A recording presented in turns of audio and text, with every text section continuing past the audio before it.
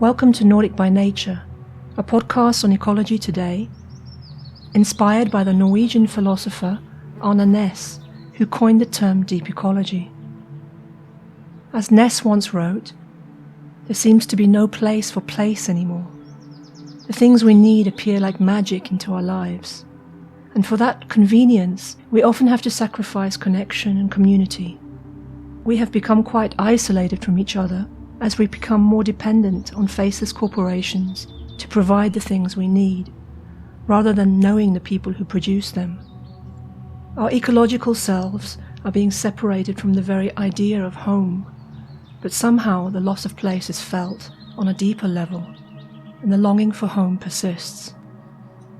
According to Næss and deep ecology, we need to articulate what it means to belong to a place. For example, number 1. As humans, we are locally and globally connected at all times. Our everyday life patterns and culture interweave with every other living thing. We need to understand this experience if we are to create profound relationships of stewardship for our own lives and the lives of future generations. Number 2.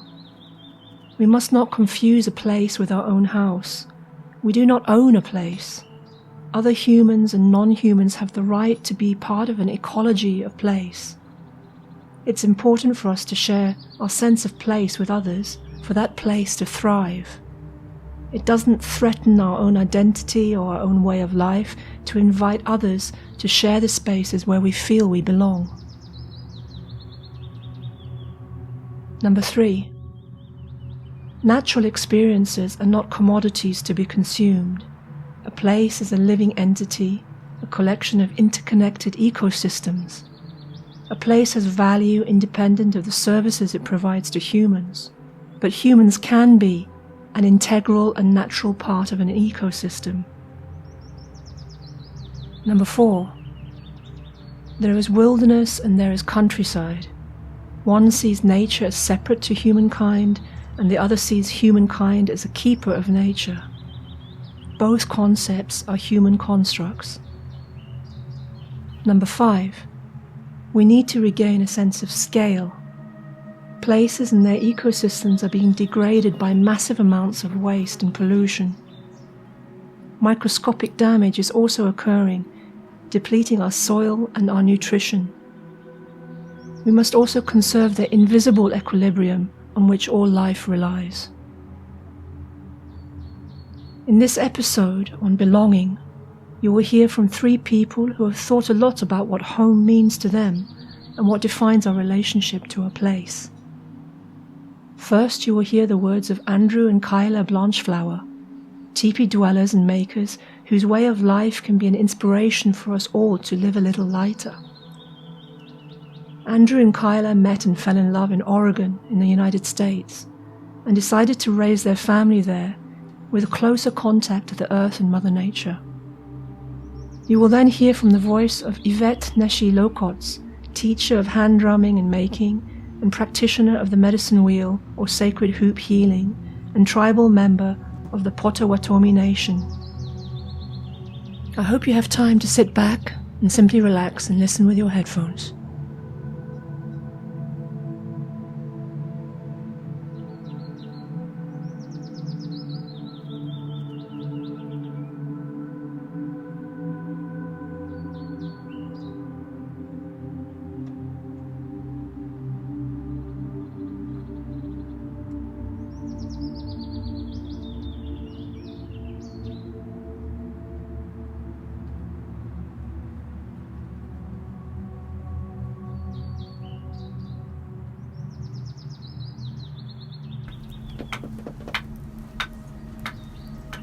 Blessed be to the travelers and the ones who stayed at home.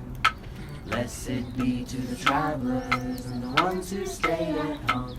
We are always at home, wherever we may roam. We are always at home, wherever we may roam. Blessed be to the elders and the ones who have passed on by. Blessed be to the elders and the ones who have passed on by. My name's Andrew, I've lived in teepees since the early 90s. The story goes back to those days in Hume. We would go up to Saddleworth Moors and graze on mushrooms in the autumn. I think that was my first taste of a system that was bigger than any political system, that is the system that is, I could just call it Mother Earth or Gaia right now. We'd come back to Hume, like this low-rise, 6-story social housing disaster, which was actually great for squats and young single people. And I think I've forgotten that time of my life, my early growing up until my late teens, that there was such a longing and such a missing. I remember that when I see people in town these days, just with that confusion or that kind of, there's something bigger than this. I know that there's something bigger than this, or just something, there has to be more. I remember having these conversations with this Shen who was then named Martin, and it would be like, well, what's the most amazing life that you could dream of, that you could imagine? For Shen, it was being an ordained monk in India, Tibet. For me, it was living in a teepee. And then it was like, okay, well, let's just try moving towards that and see what happens. And so that's what happened. And then I met people that live in a teepee community in Wales, of all places. And like people that live in teepees in Wales all year round, to me was a revelation that people could still actually do that. And I met some of those people at various festivals and at various healing gatherings, and they were just making a cup of tea around the fire, and I was just perceiving these people like these amazing epic characters that knew how to just boil a kettle in a few minutes. Blessed be to the children and the ones who are yet to come. Blessed be to the children and the ones who are yet to come. We are always at home, wherever we may roam. We are always at home, wherever we may roam. I love the way we met. I think it's so romantic. He was playing the penny whistle. There was one evening he was playing in this little town called Ashland in Oregon, and I was out for a walk. I was actually quite heartbroken that night, and I was going on a walk with a friend, sort of crying and sharing my broken heart. And then we parted ways, this friend and I heard this whistle in the distance. It just felt so healing and soothing to me, and so I decided I would close my eyes and walk to where that whistle was coming from. And now here we are, however many years this is later. This is like almost 20 years later, and we have 5 children.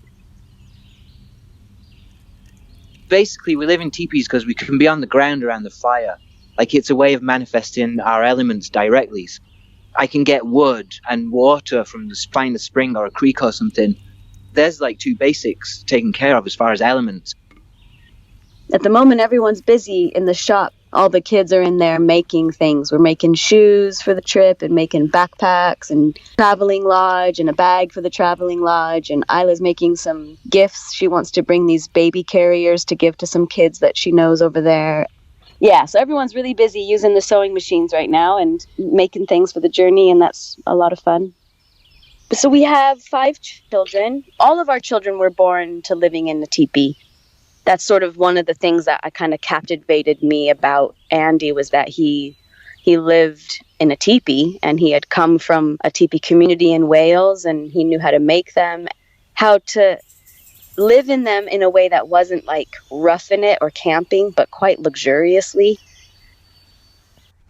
And so all of our children were born to the teepee. Not all of them were born in it. Some were born outside of the teepee or in water. Or our firstborn was born in a birth center. It was a beautiful birth, and it was that birth that then set up the rest for us to be pretty strong about just having him and I be there for the births. So we had a midwife for our first child, and she was a wonderful woman. She's dear in my heart. I have sought counsel with her throughout all the rest of our children, but not as a regular midwife, and she did not attend any more births. I'm grateful for her, and it really helped me get in touch with the wisdom in my bones of just how to birth with a lot of love, with whatever family was around. It was when we were pregnant with our second child that we wanted to just be somewhere wild where we could feel really comfortable and at home. And so we decided to just go to those mountains in the distance. And we set up our lodge. And I don't know, a little while after we set it up, maybe some days or so, someone came down and it turned out they were the title holders.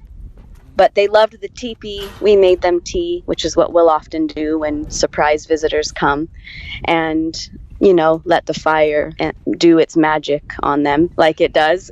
They came down and they had tea and they welcomed us and said that they had access to thousands of acres. They opened it up to us. I mean, that's the short version.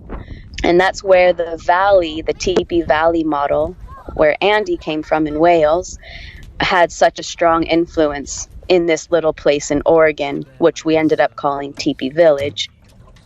It's amazing that those stories, those people, those events in Wales there, all of those, how far they traveled and how they're like seeds that floated over and just grew in this other place. And I guess stories do that. They kind of travel like that.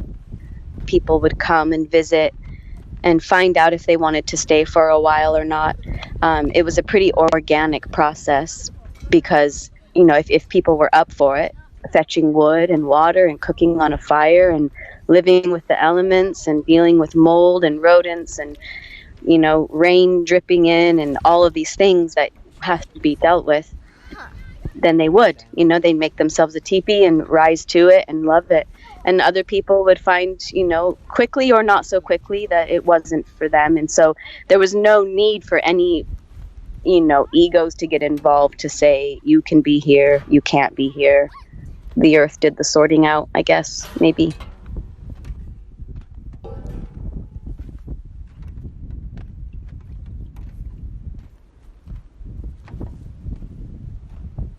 Teepee Valley in Wales, they always had that big lodge that was always open, and it brings so much perspective.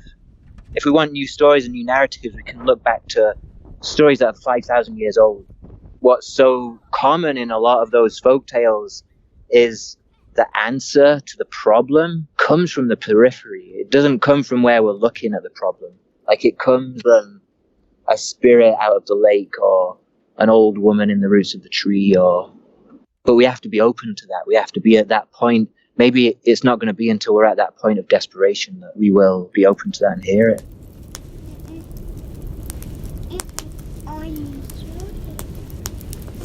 May all beings be fed, nourished, whole, healthy, happy, loved and in love. May the whole world be in love. May all beings be fed, nourished, whole, healthy, happy, loved and in love. May the whole world be in love. May all beings be fed, nourished, whole, healthy, happy, loved and in love. May the whole world be in love.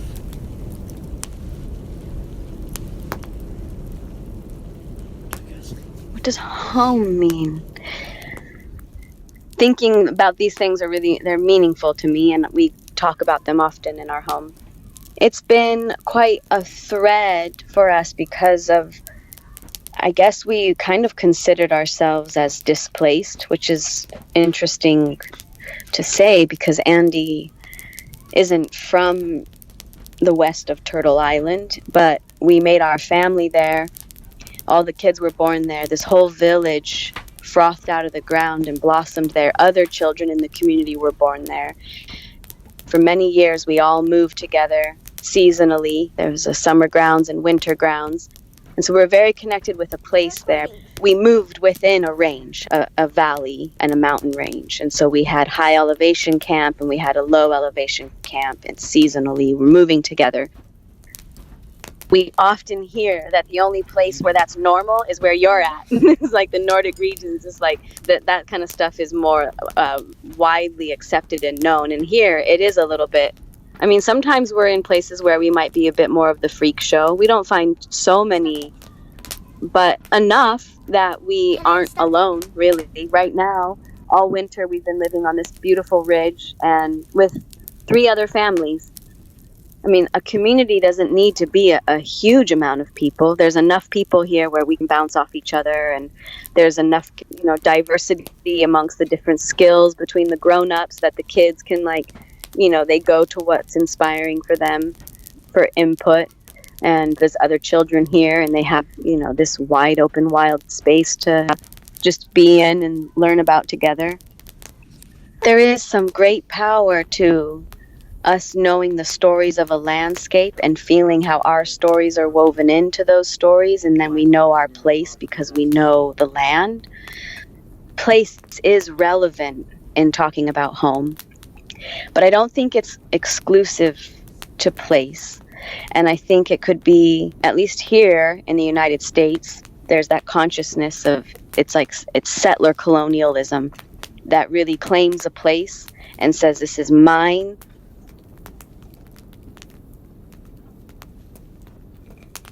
Stories are really intimate and woven in with place. Like, they come from a place and they emerge out of the ground.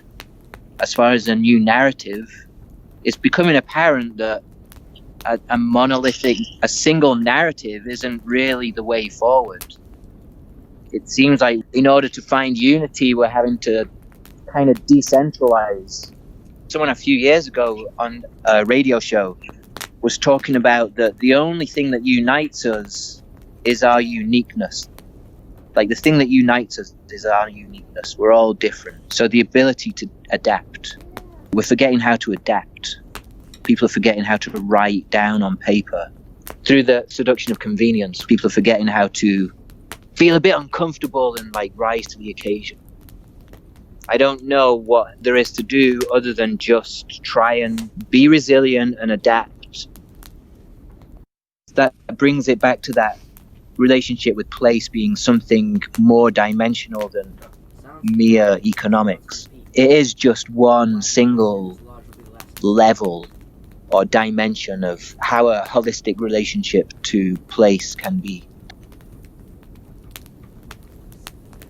I think at that time I might have been very much one to say that home and place were more closely related. But then as Tipi Village, I mean, the story is tragic and it's beautiful, and it was, the land title shifted hands, and that's a long story. It was enough for us. That push was enough, and we got a school bus real quick and made a quick conversion and got on the road. And for the first year, I would say, we traveled around just traumatized and gutted, like we had lost everything that meant something to us, like the birthplace of our children. And we had such a vision woven in with that place of a future, of a way forward that we were so dedicated to and believed so firmly in. Tending the land, tending wild plants, returning seasonally, watching it grow, living lightly with a place and as a people, as a community. So then that's when I think the journey of being separated from place but still maintaining home began for me personally.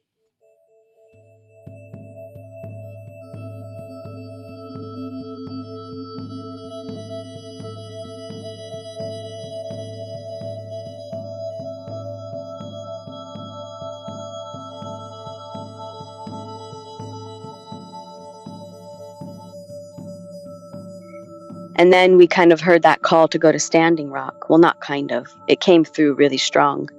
That's another story. I mean, it was quite an incredible direction for us to head in after having gone through the 7 years of Tipi Village and being able to be in a bus with a workshop that made teepees, and we can just pull up to Standing Rock and make shelter and have our home with us. And I think that's when maybe the journey began to shift for me, in realizing that home is much bigger than a place, because we got there and it felt like we met our people. I met our people, and that our people live all around the world. Like, people were there from so many places, but there was such this common thread that united us. And we kept saying in so many ways, it was like we had gone home. It had such a profound impact on our lives We were there for a year. It was the land of the paradox for me, just the richest place I've been. The spiritual richness was so potent. That fire was burning so strong, and that's what kept us there for that long. And the poverty and pain that's there is equally as strong. It's just the poorest and richest place. And I guess I am speaking beyond our time in camp at Standing Rock, because we stayed on further with relatives that we met who live on the various reservations in the Dakotas, and lived with them after the camps were closed down in February. We continued on, pitched our lodge with some other people who live between the Pine Ridge Reservation and the Rosebud Reservation.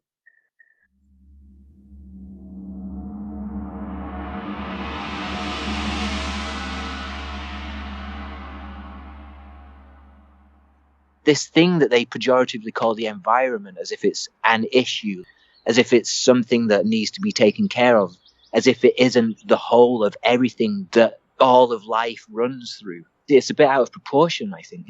We're all very present. We don't have anywhere else to be except right at home and with each other.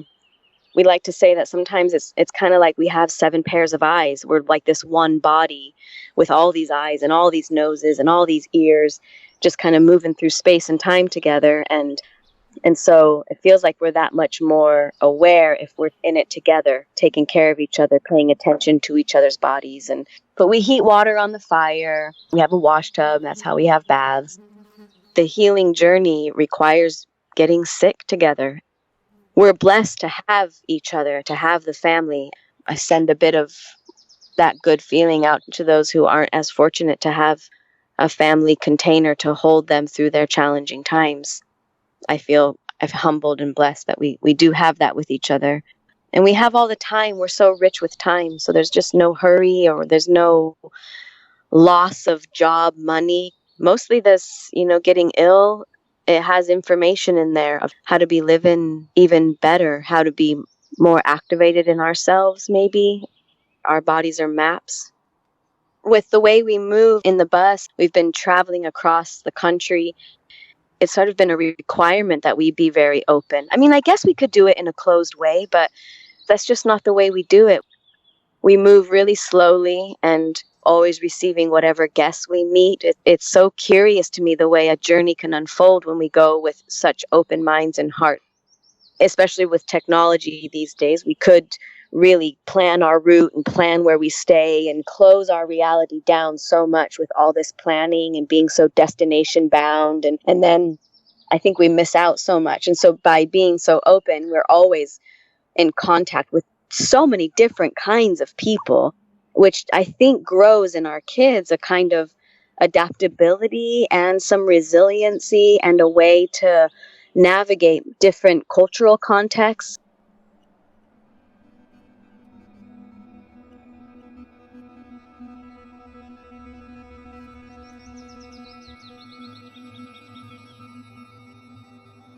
Well, the way we've done chai is to serve it straight out of the bus. Because we have a 1988 Chevy Bluebird school bus, like classic American school bus. And that's what we travel. We carry our whole trip in that, which is a tipi and a 28-foot 7-sided tensile tent shop. So we might just be pulled over in a rest area or in a town, and we'll put a sign up saying now serving organic chai.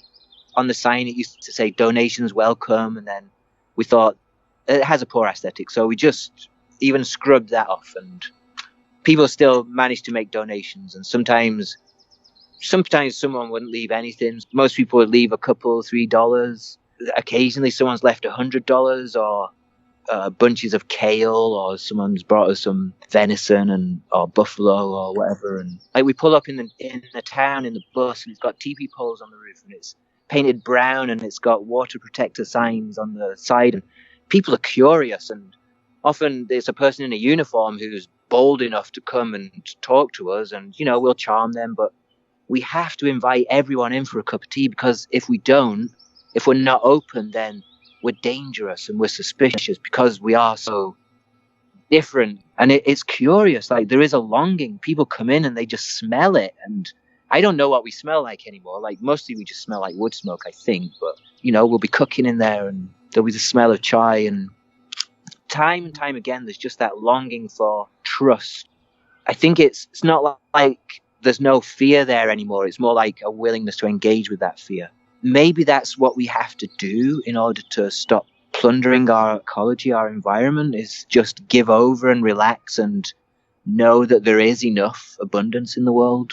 There's these threads we have that we bring through wherever we go, the teepee and the fire and all the dailies that are required to keep that functioning. And I think those are, like, it's kind of the main spokes of the basket that kind of give it some structure and some kind of, that's their identity. Maybe it's like, this is what we are as a family. This is what we do. We have our bus and our lodge, and we move seasonally, and we don't claim any one spot, but we like to meet lots of people and love places as we go. If it's planting trees or building labyrinths or developing springs at different places or transplanting things or gathering plant medicines or building sweat lodges. There's so many ways that we engage with the places that we go and love them where we go. And then we are moving on. But I have to say, there is some heartache and sadness about, it's almost like we have to keep moving because of the way the system is set up. I'm not entirely anti stay in one spot. I'm not against that. It's just not viable unless we do it in this very entitled way, this land ownership thing. But tending to a place and loving a place and getting to know the stories of a place and weaving into it, I think that's profound. I think this is crucial, really, for a sense of well-being and for our knowing our own individual place in all of creation. Even when we look at like hunter and gatherer cultures, I don't think that people have ever just wandered around, that there's been a purpose. If it's going for a certain food that is ready in a certain place with a certain time of year, when the salmon run or when the maple syrup is flowing, the wild rice is ready. This time last year, we were in New Hampshire and we were tapping maple trees. And we made 15 gallons of maple syrup or something. We still have some left over. But it's that way of just diversifying. From my experience of traveling with indigenous peoples and indigenous cultures, it's like there's a resilience woven into those kinds of cultures. Looking back to the dictionary definition of what indigenous means, basically emergent from place. If I can emerge from a place, like the elements that make my body be alive, if I can honor that as much as possible, like everything else in creation, I am a strand in a multi-dimensional shimmering tapestry of life that is all my relations. So it's like we have all these relationships, not just the physical, what I can see and hear and feel and touch around me, but things that make up what is me, like the things within me and without me. How does that shimmer in the way that it's supposed to, in the way that all the rest of creation has the potential to do, if I can perceive it like that? There's intention and purpose. It's not kind of a bimbling about. So working with what we have, it's been beautiful. There's people here who take care of this place. They said, come and be here for the winter. And so we've arrived, and we've been here as fully as we can. We've loved this place. And it's been amazing arriving in the fall when it was all going to sleep. And now being here in the spring in this completely new landscape. We don't know a lot of these plants and trees, and they're all waking up and coming alive and surprising us at every turn. We had no idea we were surrounded by trees that were going to give off so much color in the spring. It's been beautiful to get to know a new place. It's been quite an epic and beautiful journey. A lot of it just feeling like it's a journey of coming more whole, and a lot of weaving. I think we weave so beautifully together, Andy and I.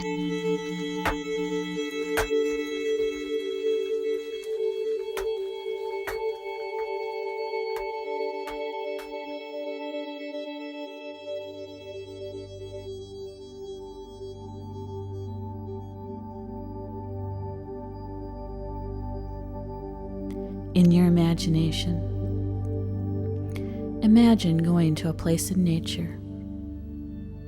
It's so beautiful there. This is your special place.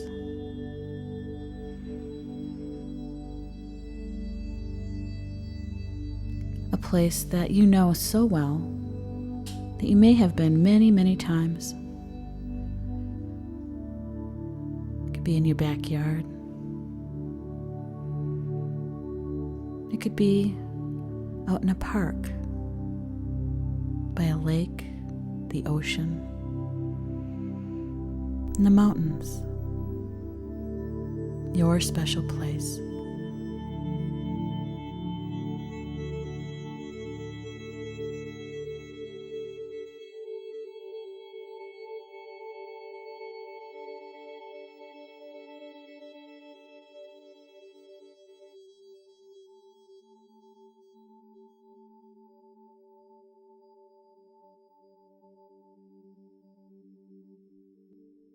Bonjour, that's hello in Potawatomi.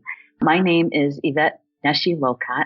I am from Turtle Island, United States, and I am a Native American woman. I would like to introduce myself in the old way. You always want to know who your people are, see if you're related.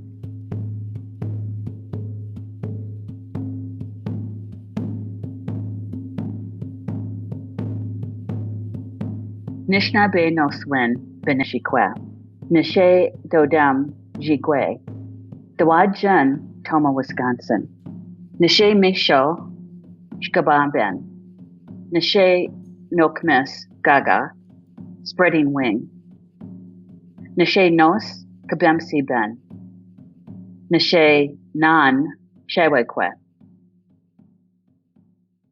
My name is Beneshikwe, which means bird woman. My clan is Thunder. I live in Toma, Wisconsin. My grandfather, Shkama Ben, my grandfather's name was Shkama. Ben means that he has walked on, he's passed away. His name meant new chief. And my grandmother, who was Ho-Chunk, I don't know how to pronounce her Ho-Chunk name, but it meant spreading wing. And my father, Kabemse Ben, Kabemse means to walk on earth. And it's really about the imprint of the moccasin in the soil on grandmother earth. And my mother, who is still living, Shewekwe, means leading elk. And so that is how we would normally introduce ourselves. And so they have an idea of how to address you. It's all about who's connected to you. It's much more personal. I am an enrolled tribal member of the Potawatomi Nation, the Prairie Band. There's 9 bands of the Potawatomi Nation. When we were forced onto reservations is when we kind of got split up that way. And that's on my mother's side. Her father, my grandfather, Shkama Ben, he was the Potawatomi. We followed the patriarchal line, and this has more to do with we're enrolled underneath my grandfather's original Alati number when he went onto the reservation. My grandmother on my mother's side is Ho-Chunk. We might classify her as an activist. She was one of those people who would be a part of changing the norm. So she was a very strong woman, my grandmother. Ho-Chunk has been in Wisconsin for hundreds and hundreds of years. The Potawatomi started out on the East Coast and migrated west. On my dad's side, he was a Mexican Indian. Gaki is his nation. Where he is from would have been around the southern border between Texas and northern Mexico. The Yaqui Nation actually is on both sides of a border now. I also have some French Canadian as well, intermarried into the Potawatomi Nation and also the Ho-Chunk Nation as well. That is the connection to Turtle Island.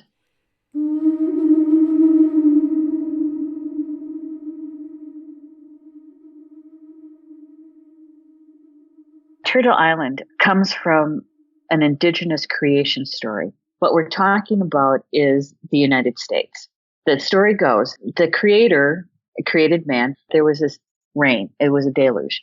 There wasn't any land to speak of. Animals were trying to survive. The animals would volunteer to dive all the way down to bring up soil to create an island. The turtle volunteered to carry the soil on its back. It was the muskrat that was able to dive all the way down and grab handfuls of soil to bring it up. And so that's how Turtle Island got to be, and how everybody got to survive and to thrive is because they all worked together. And it was the turtle who volunteered to carry us on its back. So we have a very strong connection to turtle medicine. It means that you're very grounded and connected to Grandmother Earth. And you also have a way to protect yourself too. Growing up in the household that I did, there was one way to communicate there and experience life there. And then I would go to my grandparents' house, and that was another layer of a way to communicate, because there's certain ways, like any other culture, you don't look an elder in the eye. You don't keep that constant eye contact. It's disrespectful. You're not asking a million questions and those kinds of things. And so then when you'd go to school, it's the complete reverse. It's like, if you don't have eye contact, it's disrespectful. If you're not asking questions, you're not interested. On occasion, I would get into trouble. Standing Rock. Literally, it woke up the world. It shook the world. And so much came out of that, both positive and negative. But really, it brought the world together in that one tiny little space. They had over 500 indigenous flags flying, and people from all over the world came, right? The premise was to do this in peace and in ceremony. And for the most part, that was true. There are some things that occurred that, the aftermath, but we all learned a whole lot from it. It really did ignite the passion for people to use their voice in their own backyards. So there's a lot of things that have come out from this. And the Sami came, I think they were there like 3 or 4 times, different times over that. It wasn't quite a year. It's also a free press. And they were really riding on the edge of an extinction of the free press, really. We've been dealing with the U.S. government for generations. We've survived them time and time and time again. Now, that doesn't mean that we don't have people like Leonard Peltier still in prison. It doesn't mean that we don't have a high proportion of numbers of indigenous people in the prisons. But we've survived this government for a long, long time. A long time. And so that is why Standing Rock was so important, because it was a renaissance. It was a reigniting of reclaiming our power as indigenous people. Now, many people would say that we don't have much power, but Standing Rock really showed us that, yes, we do. It started out in a very quiet voice, and it was the youth that really brought it to the forefront. They turned to the elders that still knew the ceremonies, that still knew how to call in spirit and have spirit present during that whole thing.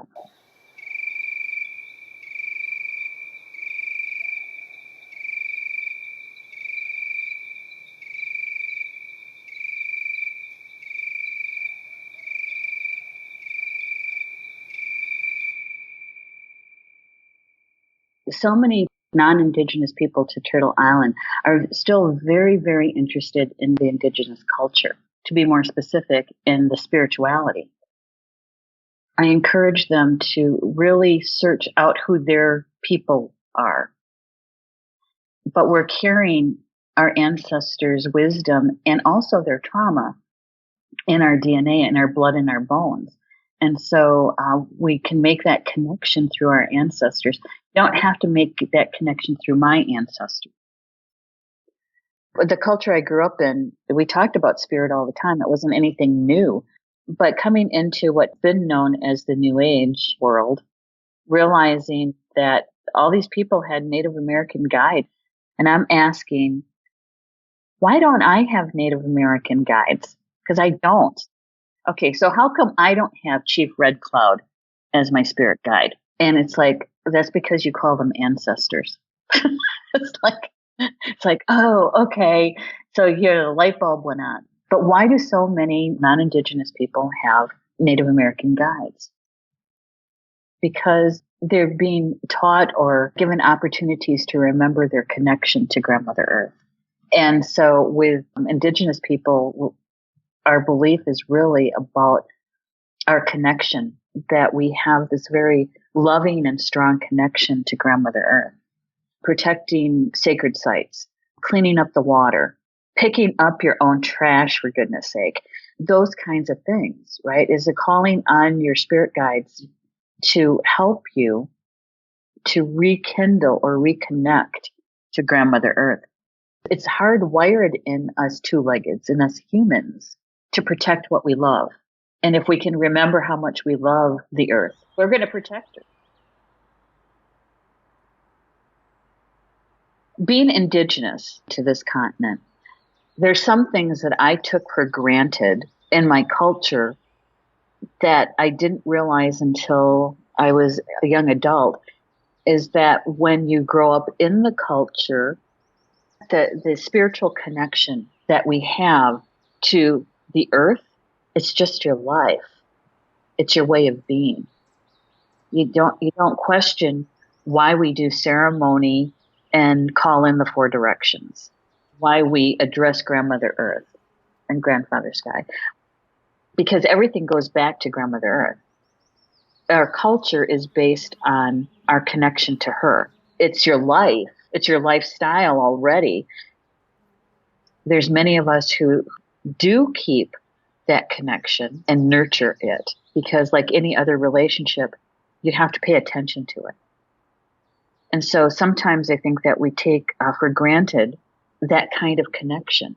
It's when someone else that's not Indigenous, they're looking in to this life, they see this connection and they yearn for belonging. And so I think that's where you get a lot of people wanting to have this same kind of connection, but really trying their best to be able to do that. And sometimes it takes on a whole different role. In order to retain and to foster, to nurture that relationship to Grandmother Earth, you have to practice it every day. That becomes your lifestyle. That is your life. And so it's a way of being, it's a way of walking this earth, is to be able to remember your connection to her. And it becomes your lifestyle. You live it every single day. Cultural misappropriation basically is a nice way of saying stealing. The using of another culture when it's feeding your ego more than your soul, then I think that you have to step back and say, what did I just steal? When you are an Indigenous person and you've lived that life, and you have people who are non-Indigenous coming into your home basically, and they feel like they can use it without any of the training, without any of the explanation, without the foundational information. It's for their ego more than it is for their soul. Many times it's feeding a part of themselves that is not a part of their spirituality. They think it is, but it's really feeding their ego. Those are the name droppers. They're keen on the word chief, you know. And let me tell you, there are some Native Americans, some Indigenous people who get very upset with this. They're very upset. You know, I've heard it said that, you know, they've taken everything else and now they want to take our souls too. They want to take our spirit.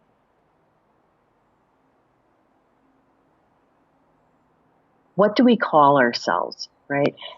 It is important. Whether we call ourselves Native American or Indigenous or First Nation is really for the benefit of the person that we're speaking to that is non-Native. And it's a misnomer. Let's take the term Native American. Native American really is what I would call a misnomer. It has become antiquated because anybody who is born in the United States could say that they're Native American. So it kind of washes out the first people who were on this continent. What do we end up calling ourselves when we have multiple generations who have now resided in the United States, they came from a different continent. And so there is this term called colonizers, and that we are being, another thing being usurped from us. But in my world, in actuality, the term Native American doesn't really describe the indigenous people here on Turtle Island.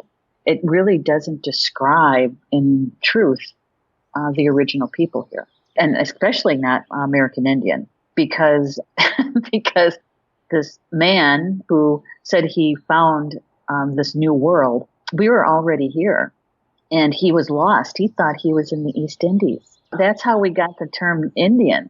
It has nothing to do with the original people who were already here. Now, Canada has started a movement, and calling Indigenous people from Canada started using the words Indigenous and also First Nation, which I think is a bit closer to accurately describing a people who were here originally on this continent.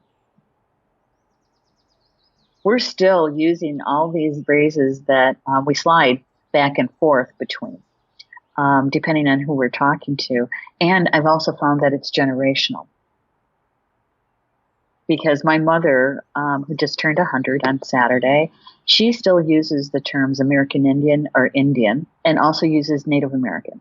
No matter how many times I will ask her, who are you referring to, East Indian or Indigenous people? And she'll give me this look, and she says, I'm referring to our people.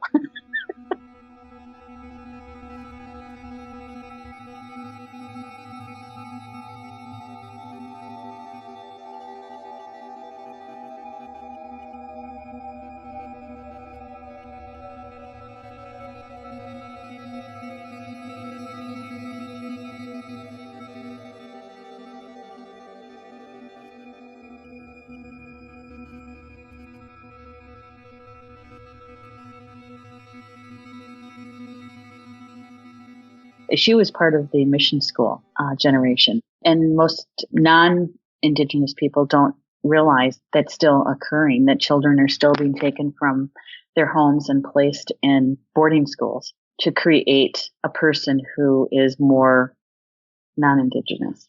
Still happening in this century. Some things never change, I suppose. I think language in itself falls short of truly describing the emotions that are underlying. Because even when we use the word Indigenous, we have to qualify it Indigenous to what continent? Because there are many people who are Indigenous, but Indigenous to their own part of Grandmother Earth, right? I think we still have to qualify what part of Grandmother Earth are we referring to when we're talking about Indigenous people. Indigenous, it's a start. In the Indigenous world, there is a belief that our culture is connected to our language. And so when you lose the language, you lose your culture. And so much has already been lost. And so there's been about 2 decades worth of a renaissance where many people are learning their Indigenous language. Our ancestors survived so that we could be here. They went through so much for us to be here, to live these lives. They went through genocide. They went through colonization. They did what they had to do to survive so that we could be here. It makes us stronger for what they did for us. We have to be clear in when we use the term ancestor. When I'm using it, I'm talking about and referring to them as the spirituality, the spirit of, not the physical, the spiritual, not the physical place. No. When we're talking about our connection to the earth, we belong to her, not the other way around. Literally, our bodies come from her, and our bodies return to her when our spirit is released. Our complete physicality is connected to her. Our brain waves are connected to her. She literally gives us life.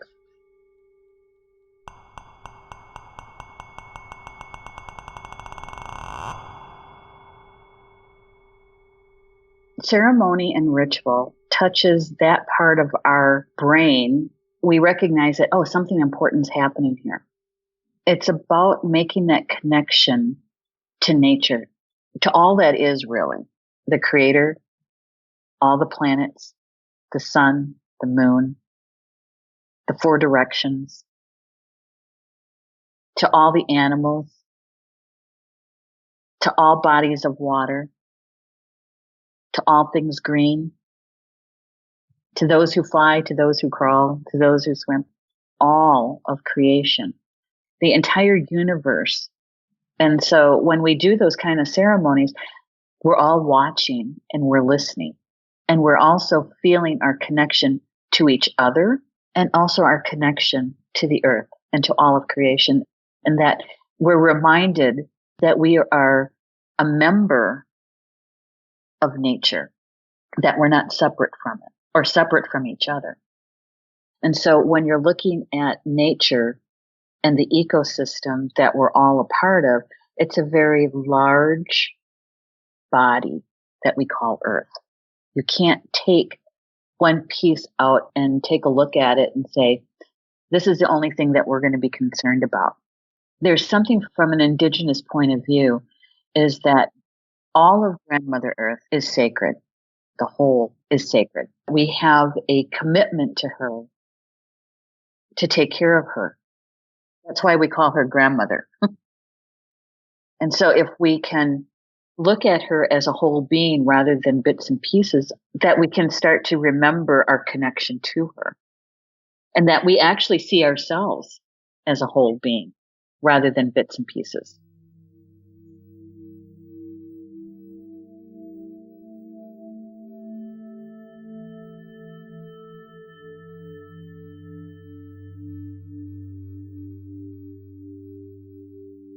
You know, there's another thing is that we don't own her.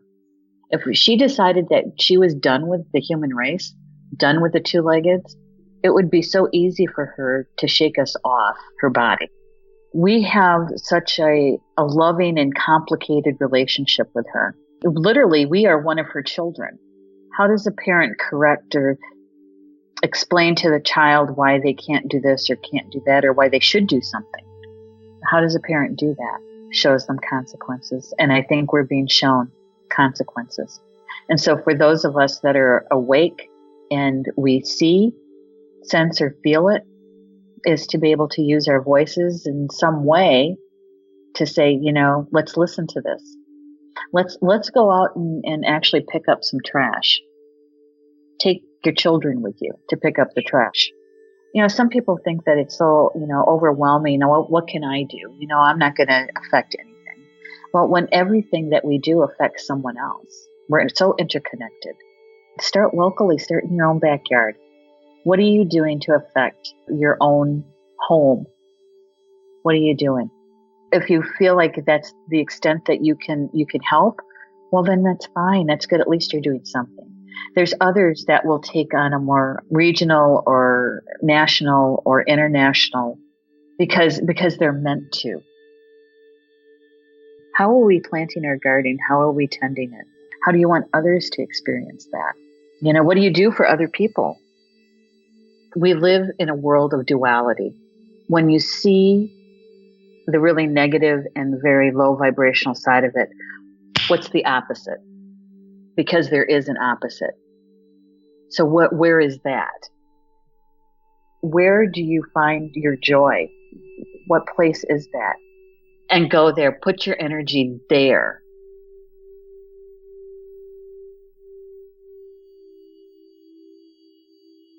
I can't tell you how much I've appreciated this opportunity to be with you and to express my belief, my heart. We're all a part of the same universe, the same world, the same grandmother Earth.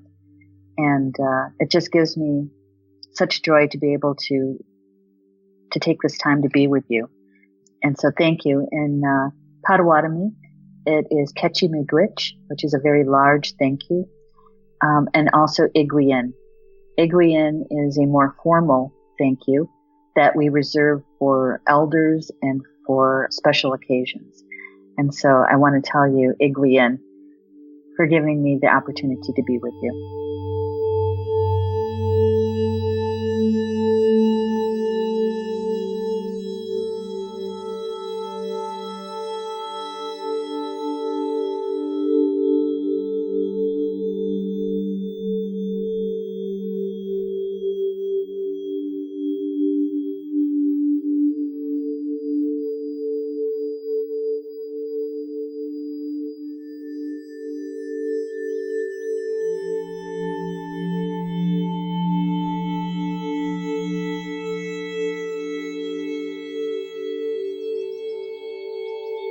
Thank you for listening to this episode of Nordic by Nature on belonging. You can find more information on our guests and a transcript of this podcast on imaginarylife.net/podcast. Nordic by Nature is an Imaginary Life production. The music and sound has been designed by Diego Losa. You can find him on diegolosa.blogspot.com.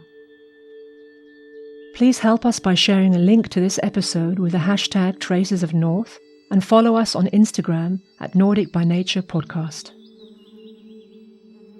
We are also on Patreon if you would like to support us with a donation to keep this podcast going into a second series next year. Please see patreon.com/Nordic by Nature. If you are interested in nature-centered mindfulness, please see foundnature.org to read about the Foundation for the Contemplation of Nature. You can follow the Foundation on Facebook and on Contemplation of Nature on Instagram. You can contact Andrew and Kayla via their website, roguedwellings.com. Yvette is the CEO of Star Nations, a multimedia company with a global community. Please see starnations.org. We'd love to hear your thoughts on our podcast. Please don't hesitate to email me, Tanya, on nordicbynature@gmail.com.